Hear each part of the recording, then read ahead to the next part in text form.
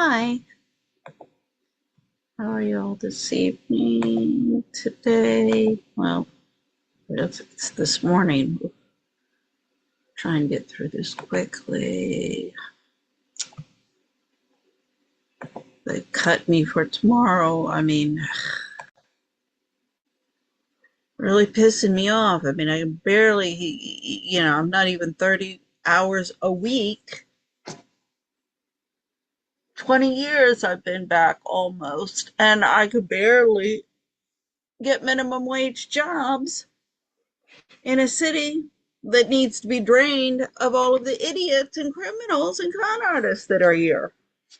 And then we got this girl coming in. Okay, so this is Riley Gaines. She became famous when she was should have won some swimming competition, and some transgender guy won it instead. And so of course this is like all unfair. And so that's how she becomes involved in the MAGA movement. She's with TPUSA as well. At least she was. I'm not sure if this new podcast is part of TPUSA. I mean, I contacted them, particularly, it was this Isabel Brown. She had done some stuff on, how homemakers, they're being denigrated and they're not being respected, and that has to do with their rights being respected in the courts, because they're considered gold digging whores who do nothing but live off of their meal ticket husbands. So that of course works to their detriment in the courts. It's all about presumption of innocence and due process. I mean, even, yeah, my Lord, how many of these women do I know, particularly within the expat communities? Just because that's where I was. It's kind of the upper crust within the international community. All of the people in the United States, Colombia, Spain, France, England, I mean, at the national levels, they're no different. I knew them when I was there. So it is of an epidemic proportions, and even the literature by the feminists themselves, and particularly Tripping the Prom Queen by, what is it, Susan Barash, Shapiro Barash, says the only thing the feminist movement has accomplished, not in so many words, she doesn't say it, is to increase women's competition and aggression from meal ticket husbands, children, mansions, material wealth, and now they are scratching each other's eyes out as well over jobs and high-paying jobs. So, all of these young women, particularly, my Lord, yeah, Trump, he loves them young and blonde, and surrounds himself with it. So, yeah, they may be enjoying the limelight and the money now, but just like with Rumpelstiltskin, it's gonna be, you know, they're offering up their children as payment, um, as sacrificial lambs. So anyway, what I saw Riley Gaines, her husband is British. And I keep on explaining to all of the dual national couples that I know, you all better start listening to me. I mean, the Global Expats is modeled after the Federation of American Women's Clubs Overseas. That was started in 1931 by an American in London, the wife of publisher Curtis Brown. Her name was Carolyn Curtis Brown, and she believed enlightened women around the world could do much to promote peace. And I'm like, yes. And the key word there is enlightened instead of backstabbing bitches. Yeah, FACO's going to have to be explaining themselves to the international criminal courts why they know about, just like the IMF Family Association, World Bank Family Network, and all of the domestic violence industry. Everybody knows what's going on in family courts. That's why they want to shut me up. At first, I was like, okay, I gathered all of the evidence. I went through, it took me at least 4 years from 2009 to about 2013, 14 to prepare my own case against Spain. This is to, reading the Constitution. I had to prepare it myself. Then exhausting domestic remedies and arguing, my case, saying, wait a second, the money, that's my money as well. I still have not seen one single financial statement, nothing. I have absolutely nothing, no idea about the financial records during my entire marriage. No idea. And I want to see, now this is a question of principle. And my Lord, I'm furious of the price that my children have paid. I mean, oh, you people, you're just so unconscionable. And we just get another generation. My generation, I kept on explaining to them, your children are on the line. Now I'm like, oh, okay, all of your kids are aged out. Now they're starting to have children. Well, now it's your grandchildren. So anyway, everybody says it is what it is until it affects them. Let's look at how this is. Riley Gaines got a nasty surprise when USCIS sent a letter confirming her husband was still ineligible for a green card even after Donald Trump's inauguration because he refused to get the COVID-19 vaccine. Just got another letter from Immigration Services. I've made a video about this before, but I'm a U.S. citizen, born and raised in what? Just because she knows Trump, there should have been a difference for them? No. Tennessee, went to college at University of Kentucky, met my husband there. He's an immigrant. He moved over to the U.S. for college on an athletic scholarship from England. We've been married almost 3 years now. We're coming up on 3 years. So you would think he is well on his way to achieving his citizenship, or at least having his green card, right? No, wrong. And why can't he get his green card? Because his medical records aren't complete. And what is missing from his medical record? The COVID vaccine. If you haven't dealt with this process, I envy you. It requires so much in terms of application process, immigration lawyers, fees that you have to pay. Months and months and months went by before we heard from USCIS or Immigration Services, until finally we got this letter in the mail. I'm not going to include the whole letter because it contains personal information, but we got a request for evidence. The evidence that immigration was looking for was a completed vaccination record. And what vaccination did my husband not have? The COVID vaccination. Yes, you heard that right. In the year 2024, you have to have the under-researched, ineffective COVID vaccine to enter into this country legally. It is embarrassing how privileged you have to be to not recognize how pathetic this is. There are refugees who have been approved for entry to the U.S. after years of waiting, only to be turned away now at the border because of Donald Trump's policies, potentially leaving them in literally life-threatening situations. We have an 11-year-old girl who was so traumatized by the fear that her parents could be deported that she took her own life. You have whole communities terrified to even leave their houses. Riley Gaines' husband is refusing to take a vaccine. Poor guy. Donald Trump wreaked havoc on the U.S. immigration system during his first term, and all signs point to his second being even more traumatic and definitely chaotic. A massive increase in immigration and a massive increase in housing prices. And we have to be honest about that. Well, I see. Okay, so obviously, it's like, what, me as well? Oh no, I didn't think the rules applied to me. That's the whole point of this, right? This is the whole point of becoming popular and famous and rich and famous, is that I get a free pass.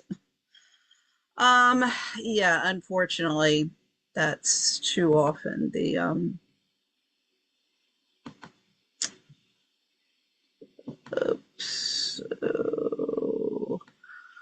So,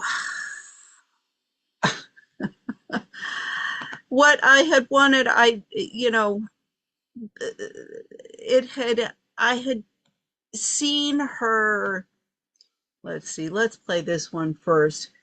I had come across her profile months and months and months ago, and I did contact her, and now I see her. She's got about 8,000 followers. I think she's on her fourth video.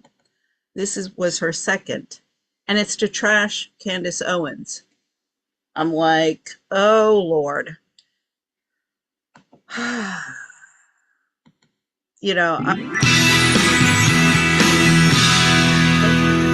They're bringing in the troops. Hello, you guys. Welcome back to the Riley Gaines Show.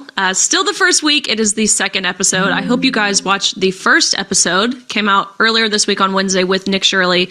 Talked all things Minnesota fraud. We talked about Governor Tim Walz and the ending of his 2026 gubernatorial re-election bid, largely to thank because of Nick Shirley. He teased some exciting stuff. He alluded to a part 2. So we hope to have him back on the Riley Gaines Show when that comes out. So thank you guys. It had an overwhelming reception. Thank you for all of the good feedback, comments on the socials. Again, make sure if you're watching here on youtube.com, make sure you subscribe. You can follow us on the Riley Gaines Show over on Instagram. Always enjoy hearing from you guys. When I was thinking about this episode and what I wanted to talk about, obviously understanding the importance, it's still the first week. What is it that I want to speak to? I put up an Instagram story. I put one of those little boxes up there for, gives you guys the ability to answer directly, goes to my DMs. And I said, what do you want to hear about? So many of you responded back and said you wanted to hear my thoughts on the different conspiracy theories that are floating around out there surrounding Charlie Kirk's death, his assassination, and specifically so many. You know what? When people say that they put that on there, oh, I put, this thing, what do you want to hear about? And I got all of these DMs coming back saying that you wanted to hear. I don't believe it. I don't believe the person. You said you wanted to know what I thought about Candace Owens, her takes. When I was preparing for this episode, of course, I wanted to be able to deliver to you guys what you want to hear. So when I was preparing for this, honestly, I had a couple personal revelations that she wants to deliver what you all want to hear. I'm not overly proud of when thinking about why I had refrained from speaking about this. Why hadn't I talked about the conspiracies and the infighting that we're seeing amongst the conservative party, many conservative influencers? Why haven't I talked about that sooner? But before we get into that, I think it's important to understand the state of the nation currently at large between our two political parties. I probably don't have to tell you guys that there's really no common ground anymore between the Republican Party and the Democratic Party. Look at any issue, right? Every single issue just about, whether it's the border, right? Democrats can't say the closed border makes for a secure nation. Whether it's crime, they can't say the crime is bad. They cry like federal overreach when President Trump tries to deploy the National Guard in crime-ridden cities. They can't say that kids belong to their parents, not the government. They can't say that men and women are physically different. Now they'll charge you with like some kind of hate crime for saying that out loud. They can't say that human rights extend to all humans, even those that are small, independent, right? Infants, babies in the womb. And as the first episode of the Riley Gaines Show showed us with Nick Shirley, they cannot say that fraud is bad, for crying out loud. Those are the obvious differences between the two political parties. Again, didn't need to tell you about that. I'm sure maybe you feel it in your everyday lives, right? We just wrapped up with Christmas and Thanksgiving. I would imagine there are some of you listening to this who sat around the dinner table at Thanksgiving and you get into these heated political conversations. Maybe some of your family members find out that you voted for Trump. I've seen the videos online. Maybe some of you have family members who didn't show up to Christmas because they found out that you and your family are Trump supporters. Maybe some of you listening to this, those of you maybe in college or high school, you've felt like in the past you've had to change your stance on a persuasive essay to achieve a good grade in your English 101 class, right? All that to say, I'm not saying that conservatives in the Republican Party are perfect, of course not. But we don't see this level of intolerance and sheer vitriol from the Republican Party at the same degree we do the Democratic Party, which is ironic considering the Democrats claim to be the party of tolerance and acceptance and being welcoming and embracing of diversity. Well, let me tell you, they certainly do not embrace diverse thought.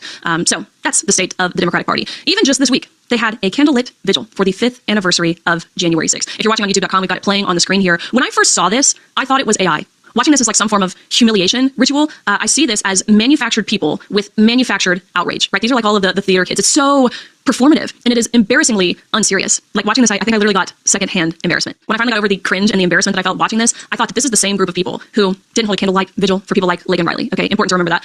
But praise God, President Trump is back in the Oval Office. Gone are the days when the left could force its alternate reality on Americans, at least for now. They went from controlling the narrative entirely when President Biden was in office to having a new president and a majority of voters who no longer buy into the theatrics that we saw there. But watching that, it was an important reminder to me that elections matter. A few things have changed, though, since that landslide victory that we had back in November of 2024. Despite their unpopularity, the left has only leaned in to their extremism. They have only gotten more radical. And truthfully, it's scary to say it, but they have gained some ground since. And despite our advantage, some on the right seem to have already forgotten who the real adversary is. So what I want to talk about in this... Yeah, unfortunately, she's correct. The left has leaned in and become more radicalized, but the right is doing precisely the same. Candace Owens is, whatever you think of her politically, Catholicism, I have a lot of issues there, but I wholeheartedly support her insistence that Tyler Robinson gets a fair trial and we find out who actually killed Charlie Kirk and why. And what the frick's going on with TPUSA? There's all sorts of stuff. I mean, the fraud and the how the whole thing is structured is par for the course. I know. What's the big deal? No, that's the big deal. It is par for the course. So anyway, but just the lack of support. First, this woman, she really better consider what policies she is supporting. Lack of due process in the courts, bottom line. Because she does, her husband is a foreigner. This means that her child is a stateless, rightless person. I've been doing this for 20 years. Nobody wants to support me on the issue that dual nationals have rights. Even we got Tucker Carlson saying, no, they have no rights. This episode is the rapid division that we are seeing within the Conservative Party, especially within the last 3 or 4 months. On September 10th, we lost one of actually probably the most influential and effective and articulate and brightest minds of our time. That person, of course, being Charlie Kirk. I'm sure many of you could gather this. Maybe you don't have a personal relationship with Charlie Kirk like I did, but I'm sure even still you could gather that Charlie Kirk was special because he was a coalition builder. It has become increasingly evident following his death that he was really the glue of the conservative movement, right? He's like the connecting fiber of the Conservative Party. It's what he did really, really well. He bridged together unlikely groups. Think about it, right? It was his mission. He was the glue for the conservative group, and that is why he was a danger to Trump, little lady. Turning Point USA to bring along young voters, first-time Trump voters, my generation, Generation Z. And how did he do that? He did that by meeting them where they were, going to college campuses. Many people thought that people of my demographic, especially young women, college-age women, were a lost cause to the Republican Party. Why even attempt to go after them? Charlie Kirk, he didn't have that mindset. He said, look, this is a winnable group of people. Let's meet them where they are. Let's go into the belly of the beast, these college campuses. He did it really, really well. Also, I was at the rally, the Trump rally, back prior to his win in November, and I think it was in Phoenix, Arizona, where we saw this amazing collaboration for the first time between Maha and MAGA. That was largely thanks to Charlie Kirk. This was a rally that he put on. Of course, RFK, he ended his presidential bid that day. He shows up to that rally to support Donald Trump. That wouldn't have happened without Charlie Kirk. I never in my life thought I would see the day where a Kennedy Democrat supports a Republican nominee, especially when the Republican nominee is President Donald Trump. So when you think of Charlie's legacy and what he stood for and what he died for, I think of how he brought people together. And again, he did that by speaking. Yeah, I'm not sure how much Charlie had to do with bringing Maha and MAGA together, but okay, well. The truth and encouraging people to think for themselves.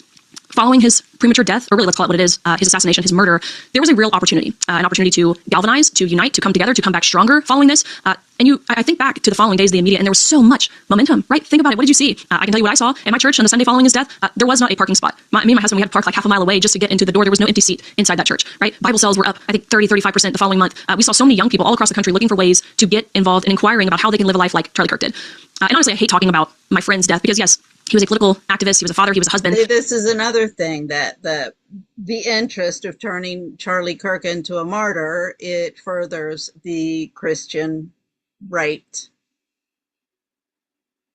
radicalism and to me, this was a mentor. He was a friend. He was my boss technically at Turning Point USA, but really he was more than that to me. He was there for me at the very beginning of this. I think he saw something. Well, this is actually what he told me. He saw something special in me. He had no reason to kind of take me under his wing in the way that he did. Think about it. I was just a college age girl who experienced an injustice and spoke about this injustice. That was my only qualification to be in the position that I'm in now. But Charlie Kirk, he saw potential. He believed in me, and that was really like a transfer of confidence. His belief in me allowed me to believe in myself. And so I hate talking about my friend's death in the way that I guess I am, in a way that insinuates we could have capitalized or we could have net benefited from his death, because frankly, I'd rather him still be here than to have that momentum that I'm speaking to. And quite frankly, I don't like speaking for a man who isn't here to defend himself, but I do imagine that he would have wanted his death to be a unifying moment for the country, and I think more importantly for the kingdom of Christ. But what has become very, very clear is the conservative media ecosystem is louder, it is angrier, and it is more fractured than it has been in years. A few weeks back, I was at America Fest, which... Well, I think also Charlie Kirk would have wanted to make sure that, somebody who was innocent wasn't killed and faced the death penalty for killing him. That's something that, Charlie Kirk, he would have wanted the conservative movement to be together. The only reason that it's becoming divided is there's so many questions surrounding the death, and the conservatives, Trump's camp, is covering it all up. That's what's dividing the conservatives. This is an annual conference put on by Turning Point USA. This, of course, was the first AmFest without Candace Owens. Charlie Kirk there. Night one, we saw people on stage taking shots at one another. I think Ben Shapiro was night one, Tucker Carlson, I know Megyn Kelly, I think she was the next day. I'm not here to tell these people what they should or shouldn't say. Quite frankly, that's pretty anti-American. I'm not here to do that, but I am of the mind that there's a time and place. And I don't think that AmFest, Charlie's Super Bowl, as Erica said, is the time and place, right? When you take the stage at an event like AmFest, where there's 20 to 30,000 people in the crowd, largely It wasn't, and Ben Shapiro started that. consisting of high school and college age kids who are there to be inspired. They're there to learn with millions of people watching online. That's a real opportunity, an opportunity to use it for good. One person who was not there is Candace Owens. Before I say anything about my thoughts on Candace Owens and the wild theories that she's putting out there, I want to say that it is okay to question things, right? Of course, I believe this. I think it would be a problem if we didn't question things. I actually think it's a pretty inherently conservative ideological trait to question things. As long as you ask the questions that we want you to. Yeah, I was like, oh, okay, here we go, Candace Owens. It's a good thing in its true nature. But what I don't believe is fruitful is saying, I'm just asking questions, but what you're actually doing is making totally unfounded speculations. Like asking questions, but really there's statements with a question mark at the end. At this point, where we are right now, in January of 2026, several months following Charlie Kirk's assassination, and since Candace Owens has gone online and made some of these wild accusations, it's much easier now to come online and say emphatically that what Candace Owens is doing to Charlie Kirk, to his legacy, to his beautiful... This wild accusations, they say that. Where are the wild accusations? The wild accusation is the official narrative that there would be almost no damage whatsoever if you're shot in the head with a 30-06, or in the neck, excuse me. Bride, or really I should say his widow, to Turning Point USA, which is the organization that Charlie Kirk spent his entire adult life developing and fostering and growing so he could have influence among the youth, which clearly he had. Besides the point, it's easy to come online now, I believe, and say that what she is doing is distasteful. I believe that it's evil and it's defamatory, quite frankly. No, I'm sorry, but what Riley Gaines is doing here is distasteful and evil. Because this is not just, it's not just Candace Owens who is investigating this. There are a lot of different people. Candace Owens is being targeted because, she's an easy mark and you want to target somebody. And she is at the lead, decapitate the lead and it'll all fizzle out. She is the driving force and they realize that. So we're going to get into Baron Coleman reading about the case and where it is right now. Say it's easier because we've seen people come out before me, right? People like Ali Bestaki and Alex Clark, both people who I admire very much. They were very quick to come out when others would not and say, hey, look, Charlie's body isn't even cold yet. And under the guise of truth and justice, you're insinuating an array of people were involved or somehow responsible for Charlie's death. When this discourse first started happening online. Insinuating? No, you're finding evidence of things. People are lying all over the place. Nobody's insinuating anything. People are just being caught lying all the time, and we want to know why. That's not insinuating something. People are implicating themselves.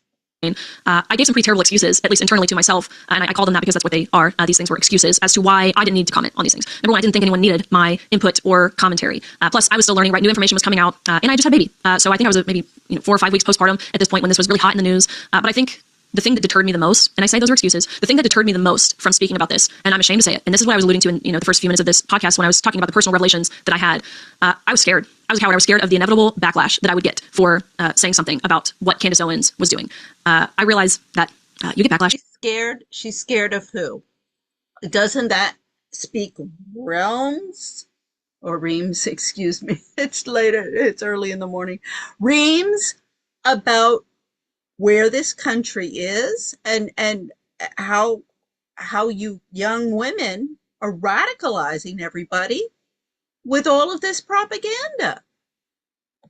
For posting any of your opinions online. It doesn't matter what it is. You could say you like vanilla ice cream better than chocolate ice cream, and you're going to see like a total unleashing of whataboutism. Okay, so you get backlash for everything. Hence why I say these were all pretty terrible excuses.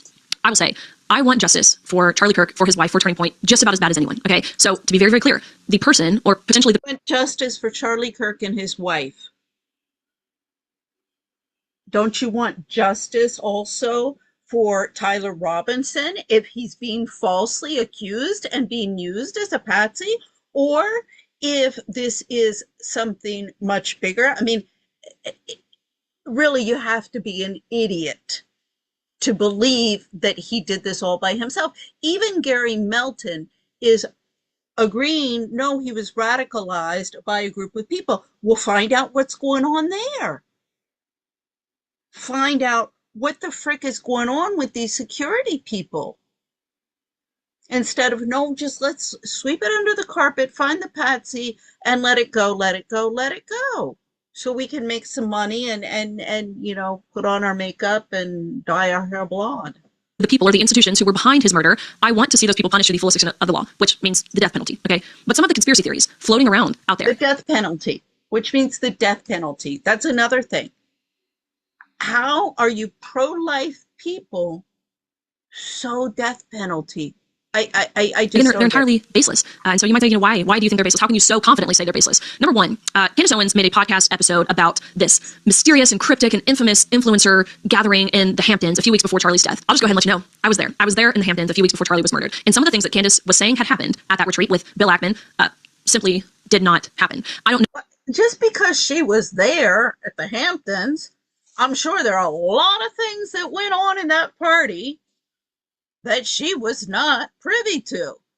I mean, my Lord, how many times have I been around people with parties and things like that? And I'm kind of looking at the corner of my eye, and the only reason that I notice anything, and there are a hell of a lot of things that go on that, you're not all knowing just because you were at the party. I mean, that is... know if maybe she received information from someone that was simply false. I don't know if she made it up. I'm not sure, but I can tell you some of the people in the room, the things that she said they were saying, I was there. It literally didn't happen. Now, at this point, there are several people or groups of people that Candace has implied there's been some understanding of Charlie's death prior to the shooting, right? Like our own government, the French government, Egyptian planes, the Mossad. There's like a secret trapdoor underground. It's too many people wearing maroon. It's the soccer. A secret trapdoor underground. I mean, Candace Owens never came out. In fact, Candace Owens has stayed away from the ballistic stuff totally.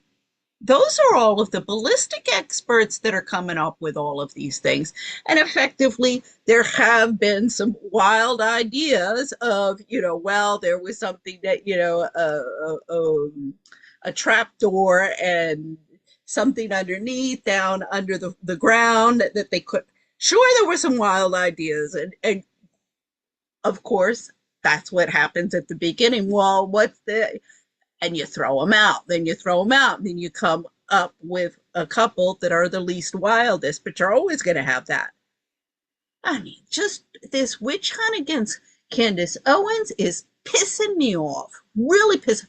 They go after Mitch Snow, then they go after Candace Owens, and it's all to deviate attention away from child trafficking, unending wars, destroying the economy of this country beyond repair. This is treason. Soccer player from Utah Valley University who had his hoodie up, et cetera, et cetera, et cetera. Some of the people that she has been, I think, indirectly implicating is Charlie's security detail. I will say, I understand that dynamic very well. I've seen the interactions between Charlie and his detail prior to his death. I've seen what it has looked like for Turning Point USA and Erica Kirk following his death. I can tell you assuredly, based on the conversations that I have had with people who were there, that is a ridiculous accusation or even thing to be... She knows the security. She's had interactions with the security. My Lord, little girl, wake up and smell the coffee. I lived in Colombia with a bodyguard. We couldn't go anywhere without the bodyguard. Constantly a problem with my family. I had 2 kids. Constantly, where's the car? Constantly in arguments with my husband about the damn thing. And I mean, I was so happy when I finally got James, because long story, I won't get into that. All of the assholes I had before him, and I couldn't trust anybody. Everybody would tell you when you got there, be careful, because if there is a kidnapping, most of the time it's somebody, your domestic help or your security detail that are involved. So wake up and smell the coffee, little girl, because when something like this happens, one of the first things you're going to be investigating is what were you security people doing? Inquiring about 2 of the people who worked that security detail gave me very in-depth detail of what it looked like in the 30 seconds he was on the ground before carting him off. I mean, it's graphic, and I don't really want to go there on this podcast. Plus, I don't feel as if I need to clarify what was said or the things that were done to Charlie Kirk in those few seconds while he's on the ground. But to say his security detail was somehow... Because you don't know. You have no idea. Unless somebody showed you some video footage or something like that. And then, yeah, you should be talking about it. Way, shape, or form implicated is ridiculous. And one more thing, too. She's talked a lot about Mikey McCoy, which I know Mikey personally. He is the happiest, the bubbliest, the kindest, the friendliest person, I think, at Turning Point USA, and he loved Charlie Kirk. I believe he was his chief of staff or assistant, whatever you want to call it, for a while prior to his death, and he's taken the death really, really hard. So I know, how do you know what to believe at this point? It's one person's word against another person's word. I'm just here to tell you, in the interactions and the personal relationships I have, that is why I think so much of what Candace is saying is entirely baseless and unfounded and never being back. Okay, well, you know him, you think he's a great guy. Well, other people might not think the same thing. And even, believe me, con artists, they're real great people. I mean, a lot of times, serial killers, most people be like, no, my goodness, we could never imagine somebody like that. He was a totally normal person, real great guy. This whole thing, I know him, he's a real great guy. This whole thing of let's talk about everything except the facts and the evidence and what's wrong here and morals and principles and due process. Backed up with real convicting evidence. I was also hesitant to talk about this because the comments that you get about, you've been paid, you got the call, the $7,000 must have hit your account. Can I just say shut up? Like, literally shut up. Respectfully, I don't even think I could point to Israel on a map. I'm ashamed to say that. I'm not proud to say it, but no one pays me, especially a foreign government, to have a swayed opinion. Excuse me, you have a podcast with 8,000 people for 20 years. I wanted to start a company that wasn't just a little podcast. I mean, this would have been a huge platform. I even told my husband, I said, look, these platforms, these networking platforms, it has $1 billion revenue potential from advertising. That's when he decided he was going to try and start to kill me. When he couldn't destroy the business. So, don't say that nobody's bought you off, because here you are sitting here pretty, 3 podcasts, and you already have over 8,000 subscribers. This is not organic. So don't say that you're not being bought off. I think moral conviction is just a foreign concept to some people. All of these podcasters are pulling the same crap. And bullshit. Look at it, and then they turn around and say how much money they're making. And I think you'll have some people who comment on this and say, well, you're just a Trump loyalist. You're too trusting in the FBI. I'm not a Trump loyalist. I actually take real issue with people who treat Trump as if he's Jesus Christ himself. For example, I have an issue with the handling of the Epstein files. And for clarity, do I think President Trump is implicated in these files? No, absolutely, I do not. I think that would have been released years ago if he was. I also understand that we as the public, we aren't privy to what those internal conversations look like in the release of the files. But I will say I don't appreciate how President Trump handled it for a while when he was pressed initially. I think he said something to the effect, the people who are demanding the release of the Epstein files are stupid and foolish. That's something I certainly wasn't okay with, and I called out on my social media accounts. Okay, so get out of here with your Trump loyalist stuff. So that's a little background of the infighting that we've seen. Oh wow, she criticized Trump on the and what did you do to get the Epstein files released? What are you doing to make sure that that's investigated and everybody there is held accountable? Nada. Actors, again, Tucker Carlson, Ben Shapiro, you have Megyn Kelly, Candace, Ian Carroll, Dave Smith. Those are some of the people who have been involved in this. And when approaching this conversation, I'm really of two minds. I thought I would, come on here and ask everyone to unite and put all those differences aside because we have to win in 2026. And I still do think that. That's why this is kind of hard for me. So I'm kind of unpacking this out in real time with you guys. So again, on one, there's the clincher. We got to win. We got to win the elections. This is why she's been given a voice. And yes, we must unite. But on the other hand, I'm not sure if it's good to overlook some of the things that the infighting that we're seeing is fundamentally about, right? People talk a lot about unity as if that is the highest good. Well, I'm here to tell you that it's not the highest good. Truth is the highest good. And when truth matters, unity isn't always possible.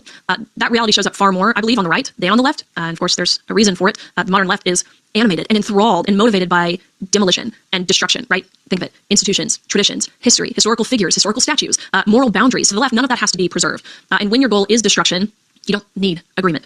You just really need momentum. You need the people who are on the ground willing to do those things. Any tactic will do so long as the target falls. Now, the right, the Conservative Party, it's different because I do believe that we're trying to construct something that lasts. Erica Kirk, she said it, I forget which interview it was, but someone asked her, what do you say to the naysayers, to the people like Candace Owens? She says, look, we're building. And building, that requires clarity. It requires shared definitions. They keep on saying, we're building. We're building. construct something that lasts.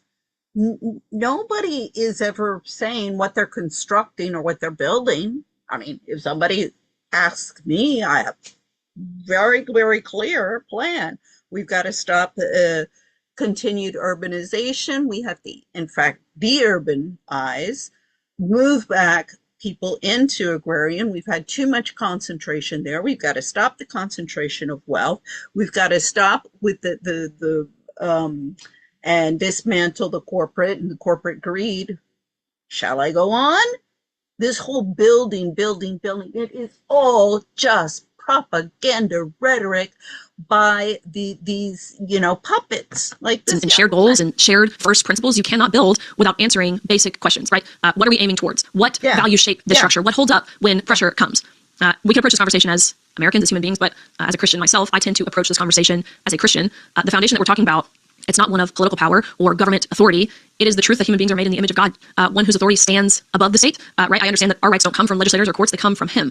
And so when talking about right and wrong and good and bad, truth versus evil, these aren't things that are negotiated by a majority vote or a 2026 electoral win, right? That belief. Well, then, I mean, this is ludicrous. If she believed that, then she would be the first one in line to assure that Tyler Robinson's rights were being upheld, and that, everyone who was involved in the assassination of Charlie Kirk and its cover-up would be investigated, and nobody would be, privileged above another person. Let's cover this up, and no, let's just find a patsy.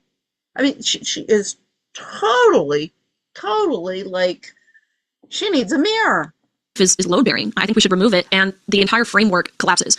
So I believe as Christians, our responsibility is not to water down these principles or these morals for the sake of surface level unity. It is to argue, to persuade, and to invite others toward what is objectively good and true, what is biblically good and true. Unity that requires abandoning truth, I don't think is unity at all.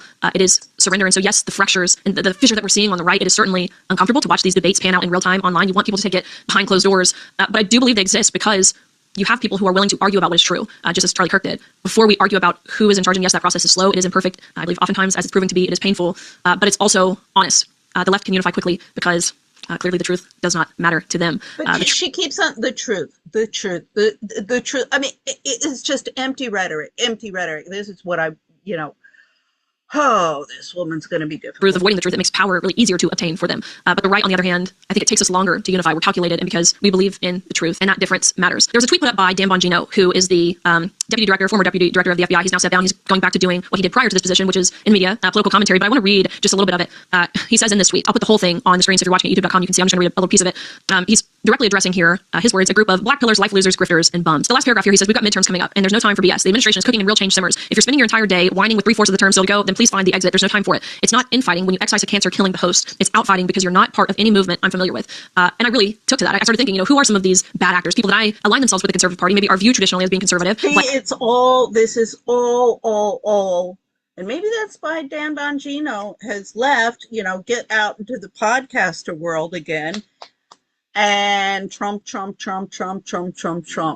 Gotta win. This is all party politics.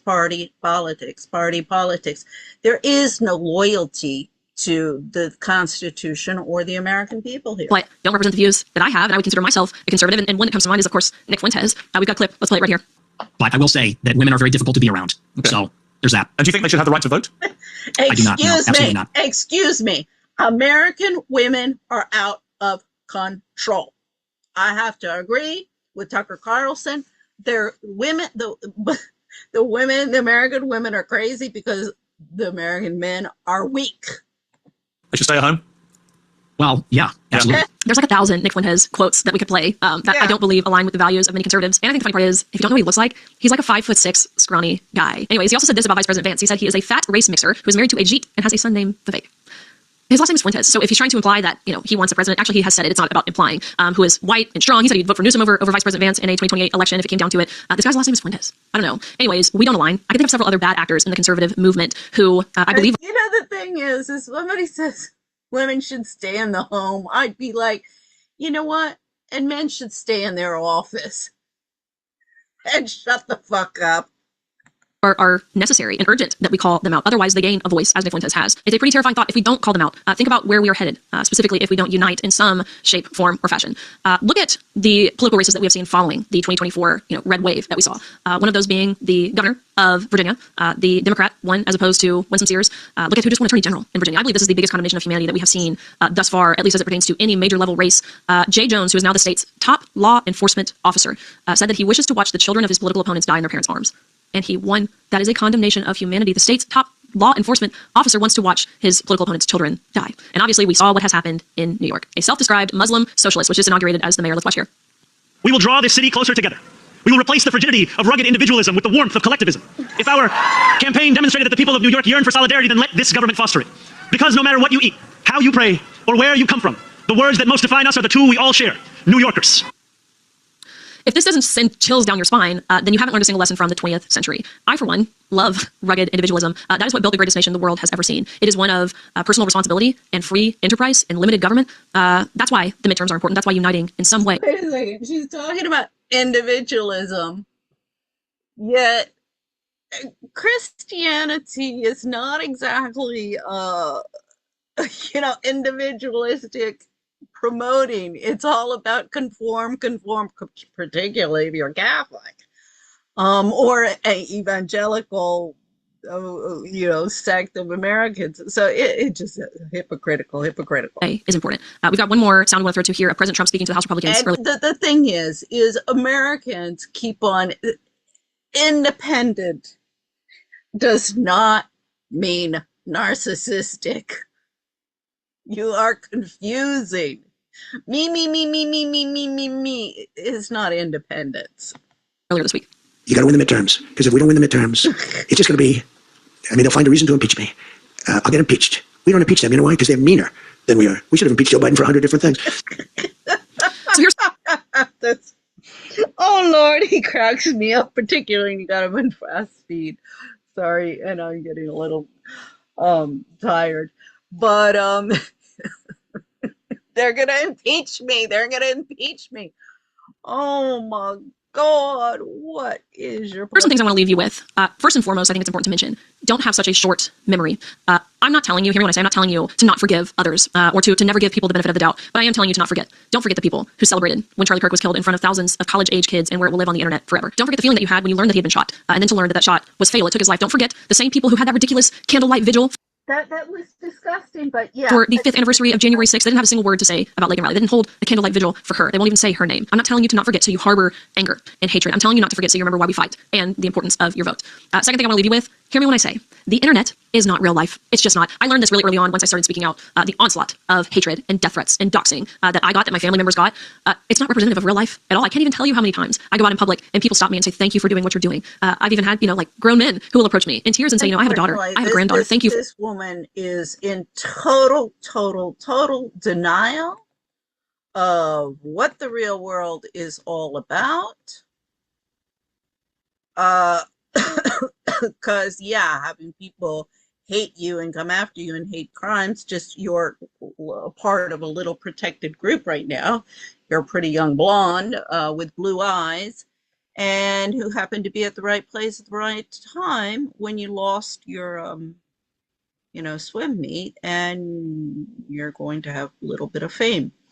But I can assure you, it is short-lived, and if you think that your friends are going to be friends with you when times are tough, you're in for a rude awakening. So, now I want you, this is Baron Coleman. This was this evening. Let me pull up the old one. This is the one we covered the other night. And this is what's concerning about the Tyler Robinson case. And this is, what we've been kind of waiting to hear. Wait a second. Are you guys, is Tyler Robinson's lawyer defending him? Are they, because there have been people who have contacted the lawyer saying, wait a second, there's all sorts of conspiracy theories that people are, looking at. And they don't want to know anything about it. So listen.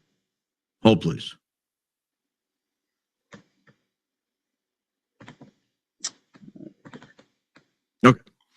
This is what we covered the other night. This was the state's opposition. This was the state's opposition to the Tyler Robinson motion to disqualify the Utah County Attorney's Office. Let me try to make this as large as I humanly can here. And we talked about it, and there were a lot of paragraphs in here that seemed to go unchallenged. There were a lot of paragraphs here that seemed to go unchallenged. For example, talking about it's undisputed, Charlie Kirk was shot. It's undisputed, this and that. And they went on and on. There was a paragraph down here on page 11. Right here. This was the key paragraph that scared me to death when it comes to Tyler Robinson's defense. Any potential testimony relates only to uncontested facts. Well, what are those uncontested facts? There can be no dispute Charlie Kirk was shot and killed. Excuse me. Yes, there can. There can be huge amounts of dispute that Charlie Kirk was shot and killed. There can be no dispute he was shot. This is the whole thing. Like, we don't know what the bullet, the shotgun is this. Do you have the bullet? Usually, if you don't have the bullet, you don't have the gun, you're not going to have a case. Because you can't prove that what killed the person came from that shotgun. That's like the first thing. While responding to a question about shootings. Objection. Yes, there can. There absolutely can be dispute about that. We'll review the opposition, the Tyler Robinson response to this in just a second. I'm just going over what we talked about the other night. So I had real concerns that Tyler Robinson's crew would let this go unchallenged. This is their response. The partial reply to opposition to motion to disqualify. So in other words, Tyler Robinson's crew files a motion. The state files a motion in opposition. That's called a response. When you respond to a response, that's called a reply. I was humiliated as a young lawyer when I got those two words confused. They're not the same. I asked about, are we going to file a reply brief? And he said, well, we can't file a reply brief. We can only file a response brief. And I was like, that's what I meant. He said, no, they're two different things. Lawyers are mean to young lawyers. I will never make that mistake. They're mean to clients as well. So here is the concern I had. They do address it. They address uncontested facts. And this is the only thing I wanted to point out about it. Except I've lost it. Here we go. They offer 14 numbered paragraphs of facts with a footnote that they will establish these facts at a hearing. Okay. Fair enough. For example, 4 of the numbered paragraphs assert facts not supported. And I was like, ooh, what were those? Let me go back and look. Maybe they're gonna challenge the gunshot. So I go back and look. What were these 4 paragraphs that they're challenging? Because they seem to be letting everything else go. When Charlie Kirk was shot, now we're all cooking. We're going to challenge whether or not he was shot. Well, hold on just a second. That's not what they're challenging. They're challenging when he first learned of the shooting, the county attorney. And they're challenging the nature of the text message. Well, that's not very comforting. What else are they challenging? They're challenging paragraphs 11 to 14, so they're challenging paragraph 11. They're challenging that he left a conference and drove to a command center that had been set up at UVU. That's what you're challenging? That's where we are? You're challenging that the deputy county attorney spent most of their days and nights at the command post? What? Why is this what you're challenging? This has nothing to do. Yeah, this is ludicrous. It's like, what the frick are you people doing? You're challenging whether the daughter was scared and had any lasting trauma? You're challenging whether or not she needed counseling or therapy and has not missed classes? This is where we... Now, this 13, now, Baron is like, what the frick is that? I know exactly what that is. This other one, I'm not sure what this whole thing, the command post with that needs to be investigated, where they're angling there. But this thing is a Me Too. Typical. Was scared at the time. How did it make you feel? And this was a point that was made. I remember when they were charging him about there being minor children. And at first it was reported that Erica Kirk was there with the small children, that they had seen their father, but there was a huge emphasis on there being minor children who were damaged, psychologically damaged by this shooting. Mark my words, that's going to be something in the... We are? This is what we're planning to have at the hearing? Ladies and gentlemen, I'm not confident this is enough. And they're challenging his decision to file a death penalty notice? And what was the motivation for it? And when did he make the decision? That's all you're challenging? Maybe I missed something, so I go back. No, that's not at all. There is nothing else. They're talking about there's no meaningful facts regarding the communications. And so they're requesting a hearing on that issue. I would have much rather seen Tyler Robinson's defense team say, we don't concede any of these facts. In fact, we're going to require them to prove every single fact relevant to the charge beyond a reasonable doubt. Yeah. We're not conceding he was shot. We're not conceding he's dead. I want to see he's dead. I want to see he was shot. I want to see that Tyler Robinson shot him. I want to see all of this. If they can't prove a gunshot beyond a reasonable doubt, then guess what? They can't prove anything beyond a reasonable doubt. They can't prove Tyler Robinson is guilty at all. And I was very concerned by this. The more I look through this, the more I think I'm seriously starting to question whether or not Tyler Robinson is in good hands. I hope he is. I like to believe that the defense team is capable. They're prepared. They understand the nature of the charges. They understand the conversation going on in the greater community that's investigating this, on that there might be other causes of death. There, frankly, very likely are other causes of death that almost nobody believes he was shot and killed anymore. I mean, like, I'll do it right now. You put up a poll right now and you say, was Tyler Robinson shot? Was he shot at all? You get pretty wild results. You get pretty wild results. Let me open this up. Let me put up this poll. Wow. Yeah, where are we here? That's an internal poll. I'll add a third option for those that don't know. Yeah. That's called reasonable doubt. That's the literal definition of reasonable doubt. I don't know how to do a poll on Grumble. Let me see if I can make one here. You Grumblers are asking for a poll. How do I make a poll on Grumble? Yeah. Can I make a poll on Grumble? So that was really what I wanted. You know, I really want to get a hold of those, the transcripts of the court and find out what they're doing. And what's concerning is, I mean, this seems to elude everybody. It's like, wait a second, you guys, there's no do-overs here.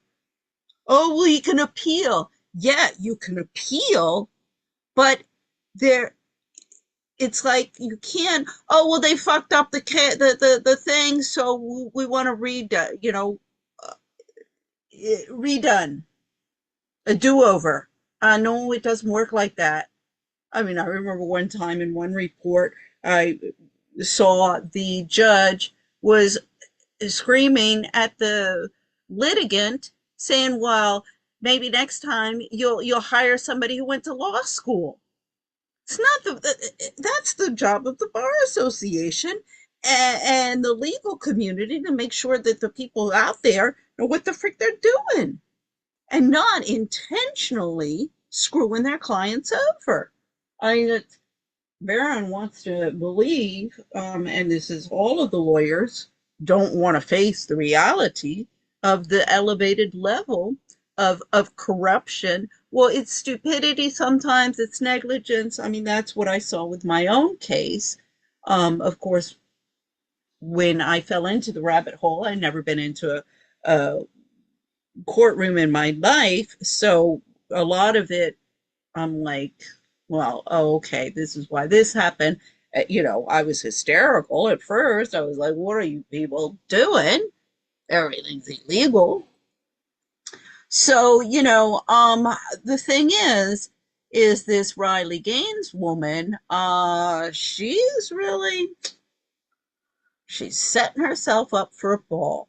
And this here, you know, these are blogs on LinkedIn about immigration stuff. The Jeanne d'Arc, this is Ingrid Betancourt. Her father was involved in the liberal immigration policies in education, particularly for the United States, going back to the Kennedy administration.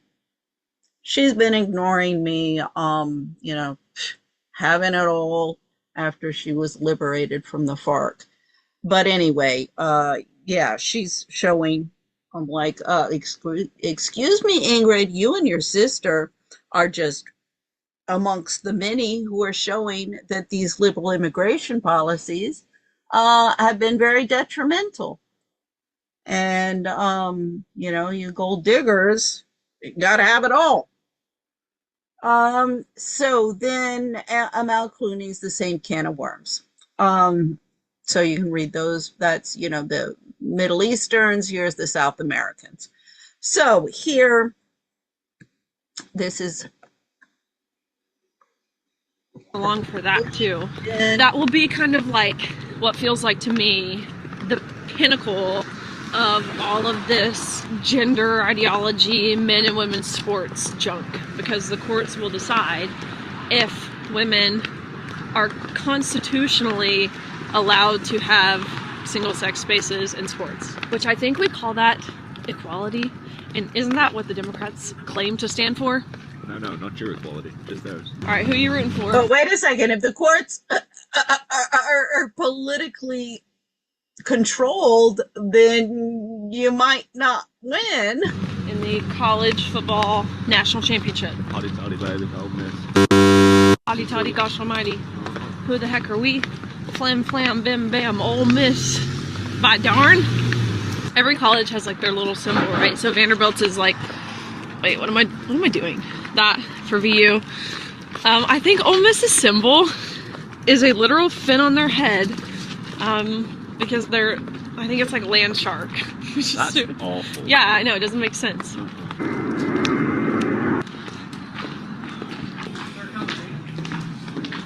Me and Miss Margot are sitting right there. I think we get to hold the sign with whole milk. The new and improved food pyramid. Lip gloss check. Hopefully I don't have any boogers you guys can see. Do not tell me that this is different than the 1950s women with their poofs. Hey, oh my god. And their makeup. We are resetting our nation needs. Real food is back. Set up the American diet. The United States is the highest obesity and type 2 diabetes rate in the developed world. Yet our life expectancy is 5 years shorter, largely due to diet-related chronic disease. Doesn't come from the ground with water, the air. Don't eat it. It comes from after the package and is clear the whole thing is a package. Don't eat it. Don't get sugary scientists like that to me. Now, how is everybody giving speeches here in Washington changing any of the habits of how the Americans are eating? Now, this is the social media influencers, but it's also, for example, the Mars family. The Mars sisters were at Foxcroft. I'm like, well, would you be interested in, investing in global expats? I've been looking for partners, and no, we already gave. I'm like, I'm not looking for donation. I'm looking for an investment. I mean, we need a radical to turn this Titanic around about the way that people eat in this country and the health problems. I mean, this is going to you're going to have to go max against all of the soft drink people, you did it to the tobacco, all of the people all the junk food, the processed food. I mean, this just needs a radical change in the paradigm and how we live and how we eat and how we produce our food. People grow their own food, not as only it's healthier, but they're not going to waste so much of it. We've allowed the nutrition to be taken out of our food and replace it with empty calories. And now we see all these fat kids running around. It's not their fault. It's our fault because we're in charge and we need to be putting the right things in front of them. I love it when people say, I don't really eat that much. I just have a gland problem. Have you heard that? They do have a gland problem. It's a salivary gland. I realize that the government lies. My father told me when I was a kid, people in authority lie. And it's a critical assumption that we all have to have a democracy. We all have to maintain a fierce skepticism towards authority. Anyway, this is just the typical, how much money was spent for everybody to attend this, to come and attend these things. This is, go up to Capitol Hill. It's infected with just another party, another meeting, another bullshit. And, it doesn't matter who's in office. All of this has to stop. So here is again. Nationwide. Riley. I and my fellow Republican attorneys general will continue to fight to protect women, defend parental rights, and uphold our state's laws against federal overreach. It is now my distinct pleasure to introduce a woman who needs really no introduction to this group, but who's become a leader in this area and a leader in our country, Riley Gaines. Oh, listen to this. This is precious. I mean, this woman is so out of denial. She has no rights. I mean, you would think young women with children would be supporting me because the feminists have just completely destroyed their rights, created a situation that's crazy for everybody. And the only ones who are profiting from this are a bunch of women who want to sit around and give speeches like Riley Gaines. Goodness, well, thank you guys. First and foremost, I want to express deeply my gratitude that I have for the people standing up here. A.G. Knudsen, of course, A.G. McCuskey, A.G. Labrador, the others who are here, my Attorney General Scarametti. I understand that you have to stand behind this podium and maintain a level of decorum. I do not. So, while of course I'm excited for the opportunity, for the case that will be heard tomorrow, truthfully, I'm pissed off. I'm pissed off that we've reached a point where we seemingly have an entire political party who has diminished and erased our rights as women. That's exactly what this is. Don't let them frame it any other way. They love to hide behind words like compassion and empathy and inclusion. The Republicans are just as guilty of doing this. Where's Phyllis Schlafly been? These women, this is the problem. Phyllis Schlafly was much a hypocrite. Even everybody was like, wait a second, if you think that women should stay at home, what are you doing here in Washington? They're playing the same Phyllis Schlafly card. Let me be very, very clear. What me and what my teammates faced, it was not inclusive.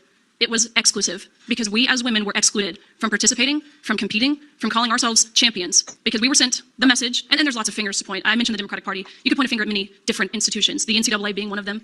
We were told loud and clear that our rights to safety, our rights to privacy in areas of undressing, our rights to equal opportunity, they didn't matter. They certainly didn't matter as much as the boy's feelings, the man's feelings, his happiness. We were told that mattered more than our rights. See, what the feelings that mattered more was the boy, the happiness. See, that's what I said with the Coleman, when Baron Coleman was reading about the case, the Tyler Robinson case, and how they were saying how the children felt. This is me too, me too, me too. It doesn't matter what the behavior was, what the crime was, or the only thing, how did the victim feel?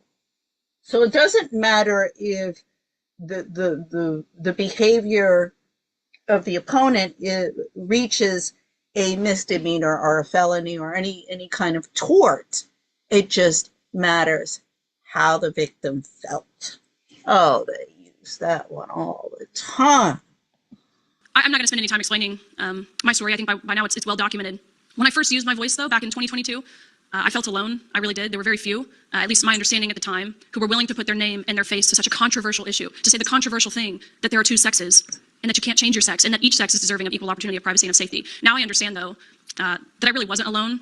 There were people, women, fighting far longer than I had been, even now at this time. So thank you to the AGs who are here. I've sat in many different That's a really sad testament to this country. I thought I was alone in believing that there are only two sexes. legislative bodies and heard from the other side of the aisle. And again, I hate to make it partisan, because in reality, it's not a partisan issue, but in terms of elected representation and certainly how legacy media, mainstream media portrays these issues, you would think it's very polarized. It's not. But I've sat in legislative bodies where we've heard Democratic elected officials who say, look, this is just a solution in search of a problem. You know, we're just talking about middle school girls basketball. It doesn't really matter that much. Sports aren't really about winning. They're about happiness. That's what I've heard. Thank you guys for being. See the gaslighting that goes when you get up on in a congressional meeting, and the level of the stupidity of the conversations that are going up on Capitol Hill. That's where the problem is. Willing to push back on that and to defend the rights of myself, my teammates, and girls across the country. Understand tomorrow, the cases that are being heard, it's not to determine if states must pass some sort of fairness in women's sports law. It's to determine if they even can. We are fighting for the bare minimum here.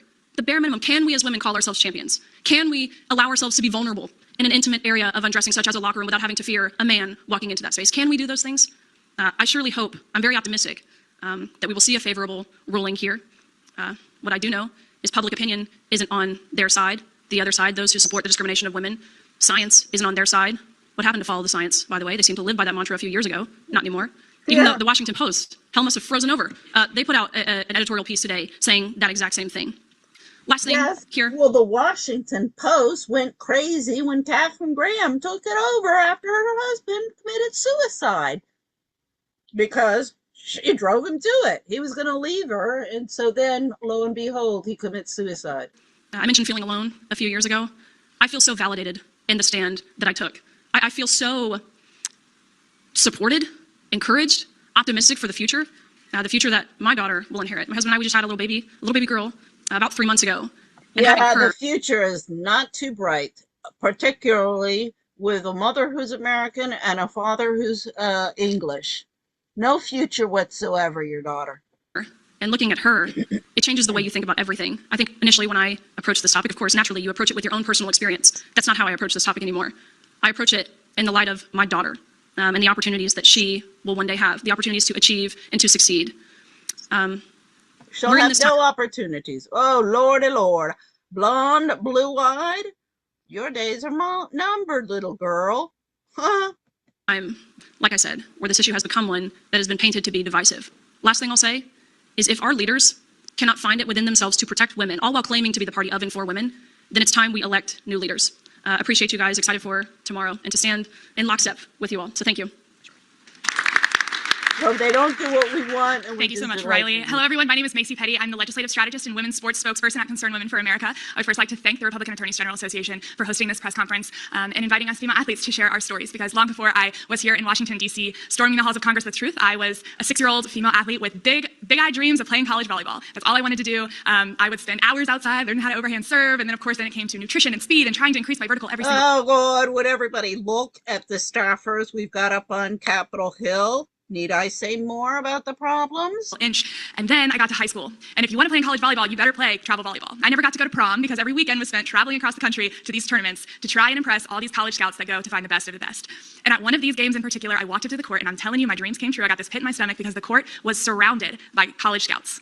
This was my moment. I had been fighting for this, to win them over and show them why I, more than anyone else on that court, deserved to stop. Okay, we won't go through that painful process. So, yeah, that, you know... when I saw this evening, this evening with Baron Coleman about the Tyler Robinson case and what the lawyers are doing, I was like, oh Lord, here we go again. I mean, if the courts are not cleaned up, you know, it's like, oh, what we need is another law. Another law. I'm like, do you people, first off, do you understand that's how you end up with a dictator? You need a law for every single thing. So you can't move unless somebody tells you that you can. And like, no, you don't need all of these laws. This is what I've been telling everybody for 20 years. I'm like, wait a second. I built my case against the Spanish government.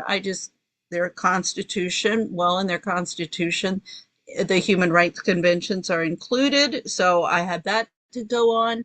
And there's civil and penal code. That was it.